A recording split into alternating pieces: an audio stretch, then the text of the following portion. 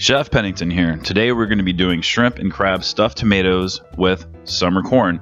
This is truly a great time of year. Lots of things are starting to come around and we have lots of vibrant colors in our food, which is really great. So here we go. We're going to start with the half an onion. We're not going to use a full half onion, but it makes it a lot easier to cut this way. If you want to cut that in half and just do a quarter, no problem. So what the idea is here, we want to make the cuts as small as possible because we're filling a tomato, which is not very large. So when you're cutting here, err on the side of thinner versus thicker. It makes a lot of difference, especially in the mouthfeel. We want everything to taste good, feel good when we're eating it. So right there, cut smaller versus bigger. It makes a big difference. If you're just thinking like that when you're cutting, you're going to end up with a better product and you're not going to have to go back over and redo it. So look at that. Have you ever seen that? It's a flame bell pepper. The name would make you think it's kind of hot, but it's actually not. So let's see what I thought. I thought it was actually, boom, a little bit sweeter than a regular bell pepper, which is really cool. So everything we're cutting up, we want to think about it's going into a tomato. This is really important. Nobody wants a really large piece of bell pepper or onion. If we get anything large, we want it to be the shrimp or the crab, because that's what the main ingredient in the dish is going to be.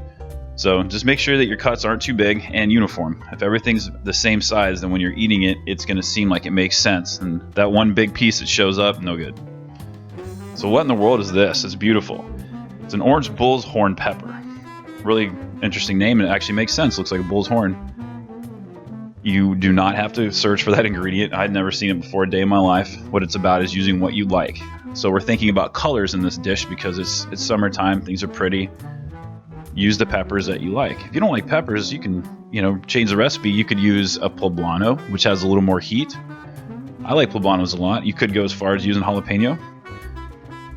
So the recipe's not sound, it's about the idea of how we're building the recipe. So you can substitute what you like. But if you follow the master plan of how we're doing this, you're going to get a nice stuffed tomato. The only way to cut corn, we don't like making messes, but it really works. If you take long cuts, it works out really well. And this is summer corn, so it's a little bigger. You'll notice the kernels are pretty large, and they're the sweetest of the year, which is why we're making a dish out of corn. It's the time of year for it. So very nice. Now we can't use the corn as is. It's too big. It's not going to make sense. So what we got to do is we got to cut it up. So we're going to put a chef's knife through it. Any knife is fine. Now when we're cutting it up, think of it like this. If you took each kernel and you cut it into thirds, that's how much you want to chop it up. We don't want to puree it or turn it into, paste. So just cut it down, like I said, into thirds. You'll be able to tell when you're chopping it up, and you'll be good. Clean the crab. Something that can be highly intimidating to most people, but it's really not, I promise you. I've got a link below for a video that shows you, and this is a little snippet from the video, of how to get all the crab out fine dining style. In a restaurant, you can't serve chunky pieces, that sometimes it's for the presentation. So I've got a whole video. I take you all the way through it. Super easy. You'll save a lot of money. You guys really need to learn how to do this. It's super cool. We pay a lot of money when we buy pre-cleaned crab for us. So here's some beautiful shrimp I got. They're from Argentina. I've never seen them before. They had a little bit of red on them, so I'm like, why are they a little bit, a little pink and red? I've bought them a few times now, and they were amazing. They almost have a flavor of shrimp. So hopefully they're in your area and they're a new thing that's going to be around forever. So that'd be great. So I put them all in a line, and you want to take a small cut on it. Now this recipe is for 4 stuffed tomatoes. The recipe does scale up easily to 6, 8, and however many you want, which is another thing that makes this recipe really good, is it's really easy to scale up for the number of members in your family.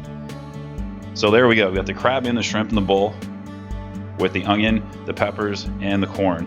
A little bit of cilantro. We eat with our eyes, so excuse me, a little bit of color goes a long way. Excuse me again.